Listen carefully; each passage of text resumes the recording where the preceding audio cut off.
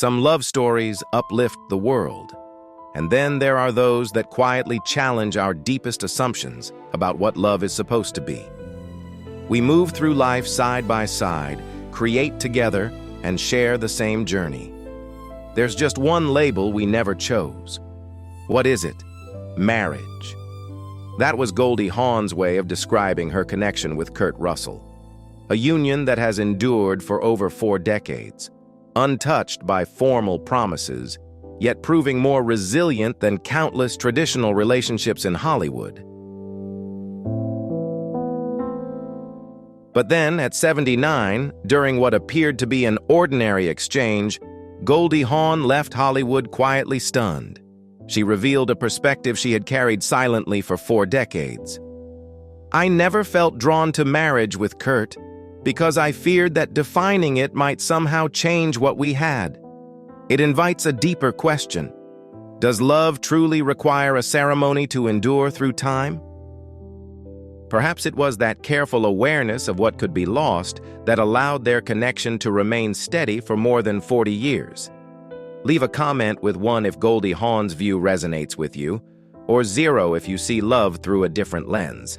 And remember to like, share, and subscribe to support the channel, because behind every legendary Hollywood romance lies an unseen layer, and we're here to explore it with you, right here.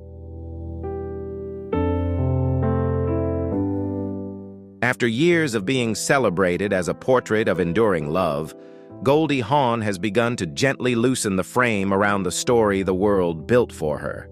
Slowly, people started to wonder whether the joy they had admired for decades was truly as serene and uncomplicated as it appeared. Perhaps this was the moment she chose honesty over illusion. After spending so long protecting emotions hidden beneath a relationship many assumed was untouched by doubt. So what were the realities she finally allowed to surface? Realities that urged the public to question everything they thought they understood about her life. These reflections sparked curiosity not just among devoted admirers, but across the wider landscape of entertainment and culture. She came to realize that life rarely unfolds in perfect lines, and that sharing her truth could help others see a quieter, more complex version of reality, one shaped by resilience and silent battles. Long before fame reshaped her name into legend, she was simply a young girl beneath a leaking roof, learning how to smile early so tears wouldn't have to speak for her.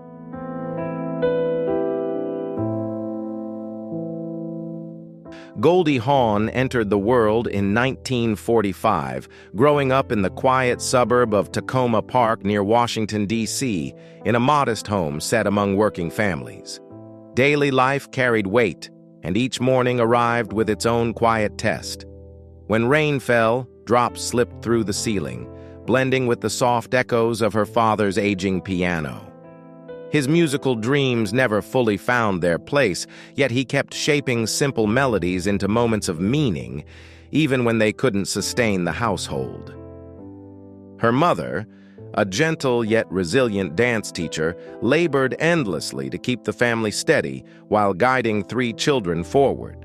Those formative years never faded from Goldie's memory, slowly becoming the inner current that pushed her, not just to move beyond scarcity, but to protect her inner world and sense of self, even when the path ahead demanded strength and endurance.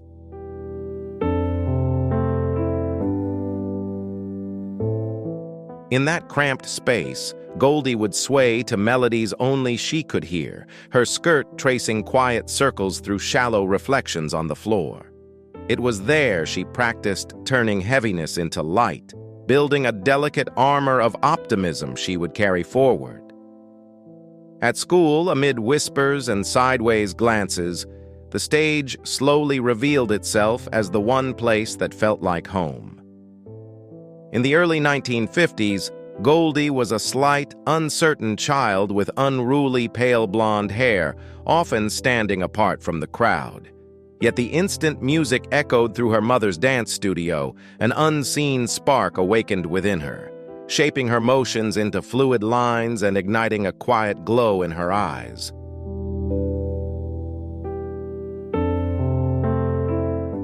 Music became the only realm where Goldie felt truly acknowledged, a rare space where she could exist without reshaping herself to fit expectations. Each movement turned into a silent passage away from the solitude of a damp house and the sharp remarks that seemed to trail her steps.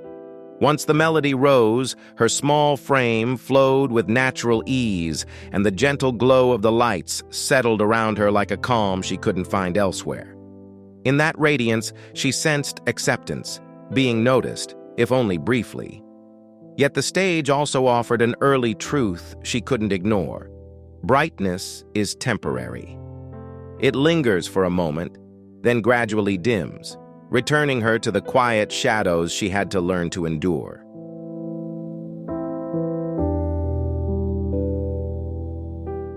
In 1955, when she was only 10, Goldie stepped into a spotlight for the first time during a local performance of The Nutcracker.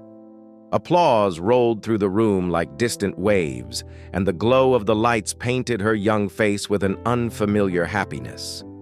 Yet when the curtains closed and the seats fell silent, she remained alone in the narrow space behind the stage. Her father was still occupied elsewhere. Her mother was guiding other students, and the evening air followed her home as a pale costume skimmed damp earth. In that still pause, a quiet understanding settled in. The stage could invite attention, but it could not promise connection. From that night forward, Goldie carried a gentle, unspoken unease. The hush after celebration, the hollow space beyond brightness, and the realization that being seen does not always mean being held once the light fades.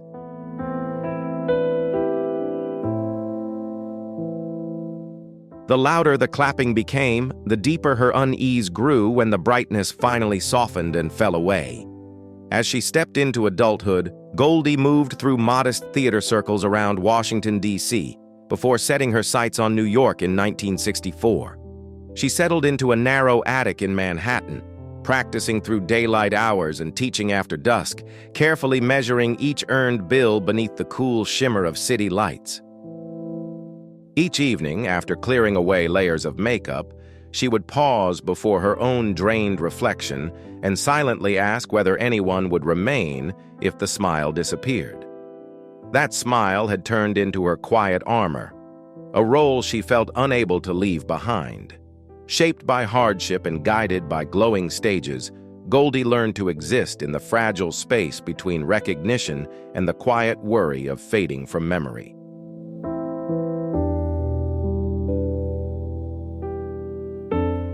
A muted sense of absence followed her through her early years, like unfinished melodies on a piano or the steady rhythm of rain finding its way indoors. Those who crossed her path always seemed to drift away, much like an audience dissolving after the final bow. Over time, that expectation settled into instinct. Whenever affection appeared, she quietly prepared herself for its ending. From that guarded place, questions about permanence and devotion slowly formed. Even later, within the structure of marriage, those questions continued to echo inside Goldie Hawn's heart. Then, in a twist that felt almost deliberate, the brightness she once avoided returned, urging her into a stronger glow. In 1977, during an intimate music gathering in New York, Goldie encountered Gus Tronis, a Cuban dancer whose calm smile and deep gaze carried the softness of a passing night breeze.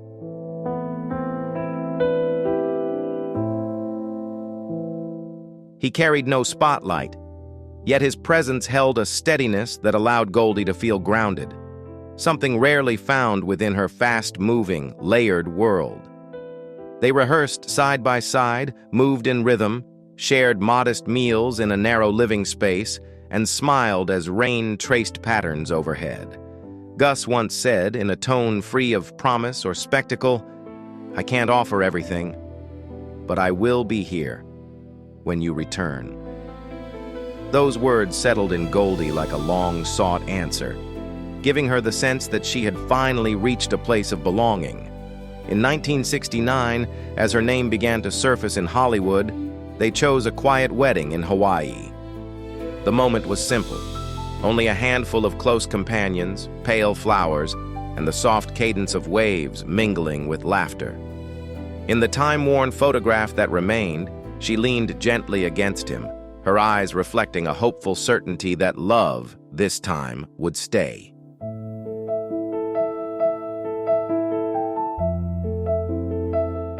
Two years later, the union dissolved on an ordinary afternoon, marked by clear skies and steady air. There were no raised voices or dramatic turns, only the soft scrape of ink moving across official pages.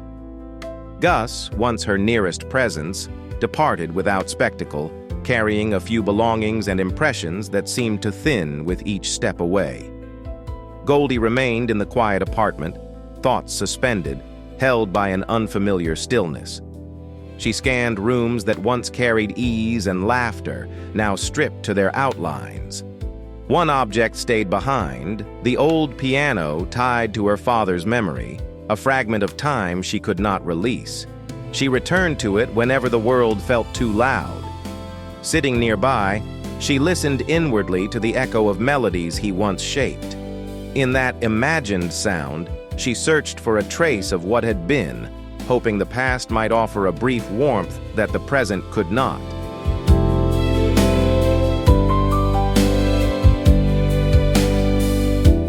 Yet the world seldom honors the vows whispered by waves. That same year, beneath the vaulted lights of the Oscars in Los Angeles, Goldie Hawn, the golden-haired woman known for a radiant smile, walked forward to receive her first award. Applause swelled, flashes ignited the room, and countless eyes followed the moment that confirmed her arrival. Still, within that brilliance, she sensed a quiet absence, an unfilled chair among the faces before her. When the celebration dissolved into night, Goldie returned to their modest place in Laurel Canyon. The corridor light revealed an untouched suitcase, a pale dress carrying traces of scent, and a silence that pressed heavily against the walls. Gus waited in the shadows, a cigarette slowly fading between his fingers, his expression unreadable. No words crossed the room.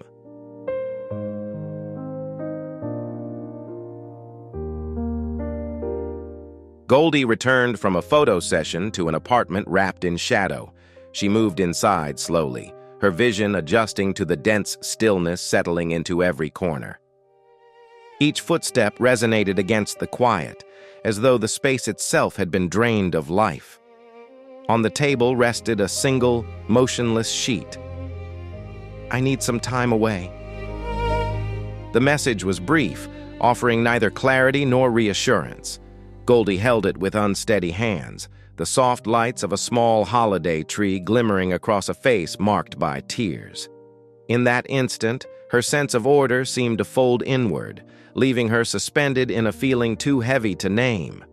Beyond the windows, the city continued to glow and pulse, indifferent and bright. Within the room, however, she understood that something essential had shifted, and the past would not simply find its way back. She could no longer persuade herself that what she possessed was truly sufficient, because her happiness felt as temporary as the clothes she changed into, and the carefully shaped smile she offered when it was expected.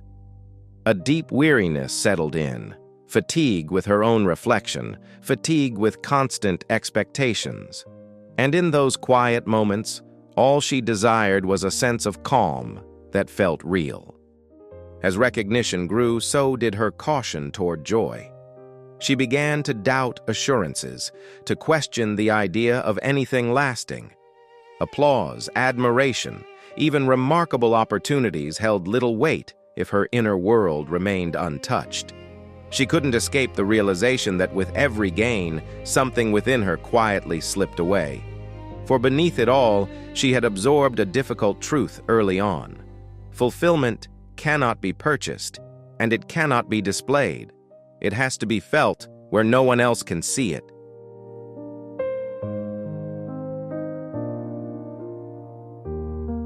The woman who once held millions spellbound beneath bright lights and restless cameras now moves through a quieter chapter of life. Her sight slowly softens, shaped by private struggles that unfold far from public view. There is a gentle irony in this turn, that someone who offered so much brightness to others must now navigate her own shadows. It is this contrast that deepens the meaning of her story. If Goldie ever stirred something within you, her legacy is not meant to invite sorrow, but appreciation. A silent note of thanks to a woman who shared warmth even when her own world was not always illuminated. Goldie Hawn was born on November 21, 1945, in Washington, D.C., a place defined by motion and ambition, where energy lingers in stone halls and polished corridors.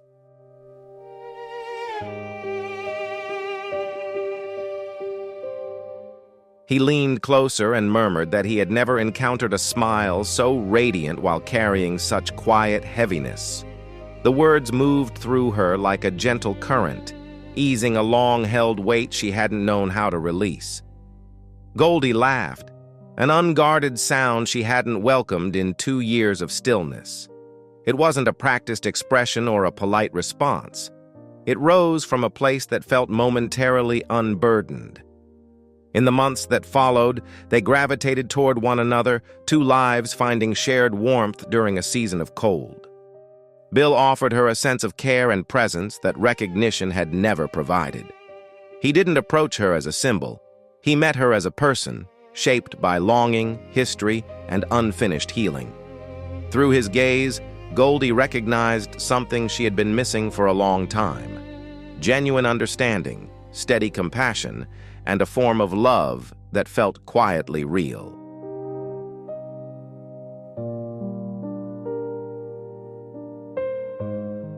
On certain evenings, she lifts the window and studies the city below, its countless lights shimmering like answers to questions she hasn't spoken, wondering how many smiles hide the same quiet hollowness she feels.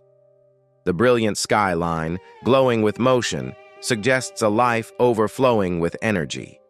Yet beneath that restless shine, a profound solitude settles gently inside Goldie. To the world, she stands at the height of success, admired, celebrated, surrounded by abundance.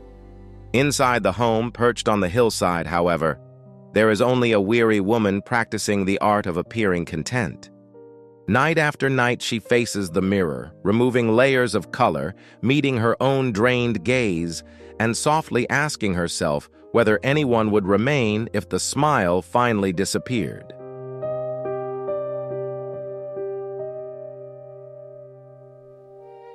Between them lingered an unseen space, the divide between someone rising ever higher and someone rooted in place.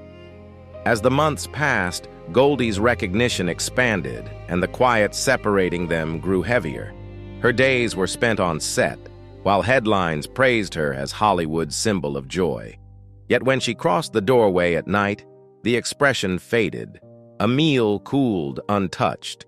The seat opposite remained vacant. Gus sat nearby, absorbed in print. Goldie observed him. They resembled two performers sharing a stage, uncertain who was meant to move first. In her notebook, she confided a single line: "When I smile, his eyes no longer meet mine." On Christmas evening in 1971, Los Angeles carried an unexpected chill.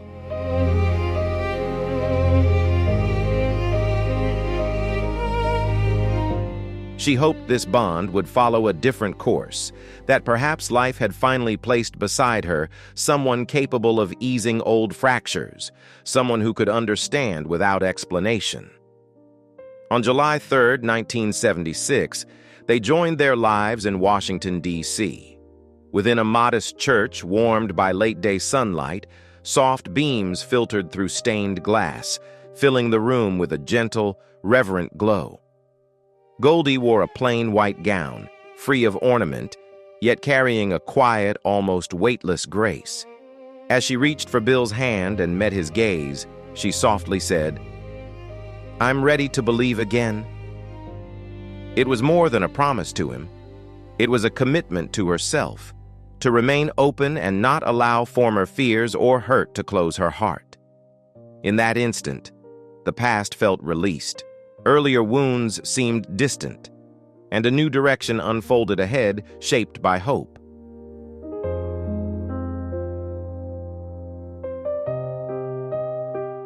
Every moment of inner unrest, every unspoken tear, every appearance she carried forward while holding private weight slowly shaped her capacity to endure.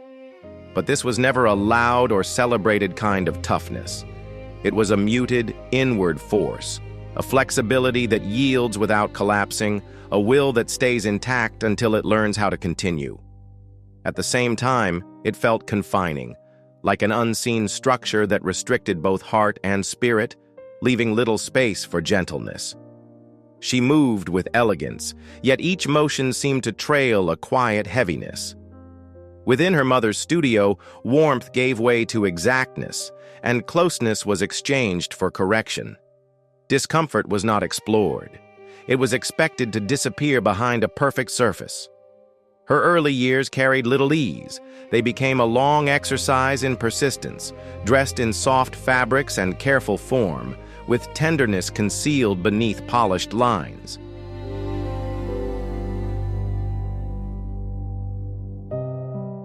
Her longing was painfully modest. I just want to feel okay. Yet even that quiet hope often seemed distant. Night after night, she folded into silent tears, pressing them into a pillow so the sound would disappear, unraveling in ways no one could see. To the outside world, she appeared luminous, forever upbeat, endlessly pleasant, the presence that lifted every space.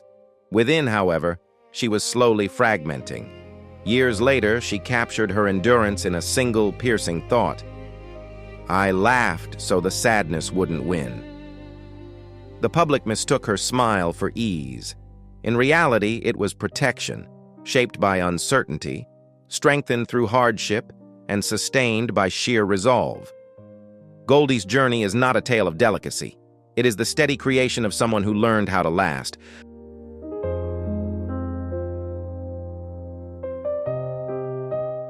Love rarely disappears through betrayal.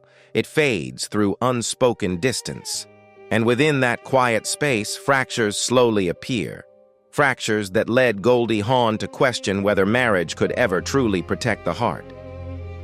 Yet just as she began to believe affection was no longer meant for her, circumstance intervened, offering a gentle presence and a sense of reassurance capable of easing old scars. In 1975, aboard a flight traveling from New York to Los Angeles, 30-year-old Goldie Hawn sat near the window, concealed behind oversized sunglasses, avoiding the familiar curiosity of fellow passengers who recognized her.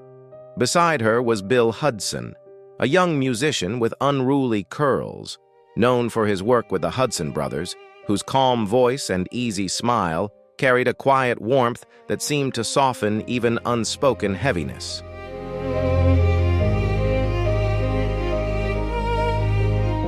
Yet at times, even faith can quietly open the door to another hurt. In the beginning, their Beverly Hills home echoed with laughter, the gentle smell of milk, and the soft cries of new life. Their son, Oliver, arrived in 1976. A few years later, their daughter, Kate Hudson, followed, her bright gaze and open smile reflecting so much of her mother. For the first time, Goldie sensed the shape of a real family forming around her. In an interview, she once admitted softly, "For the first time in my life, I feel like someone is waiting for me at home." But joy, as it often had in her story, proved fragile. As Goldie's recognition continued to climb, the brilliance of success slowly began to cloud Bill's view.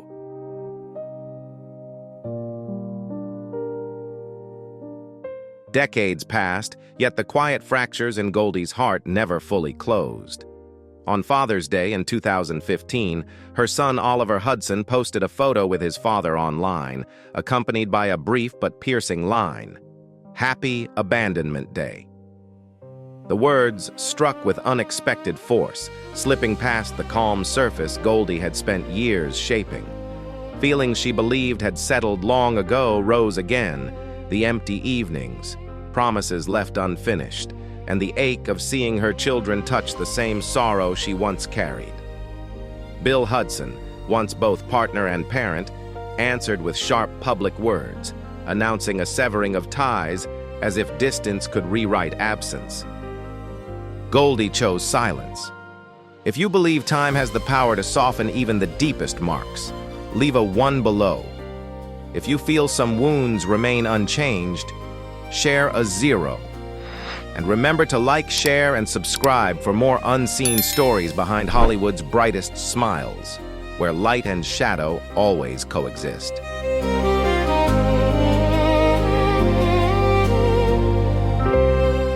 She was endlessly occupied by filming schedules while he slowly receded into the outline cast by her growing presence. The tender phone conversations they once shared thinned into tense exchanges. Bill would leaf through magazines, pause over images of her beside male co-stars, and ask with a strained edge, "Did he make you smile?" Goldie answered with quiet restraint, aware that any reply would miss its mark. To Bill, her silence felt like admission. To Goldie, it was pure fatigue. By the late 1970s, whispers began to circulate about her closeness to one of Hollywood's most magnetic figures, Warren Beatty. Bill's frustration boiled over. A mirror cracked. A framed memory fell, and the room seemed to recoil. Goldie remained still, offering no defense. What lingered between them was no longer a passing pause. It had settled into a lasting divide.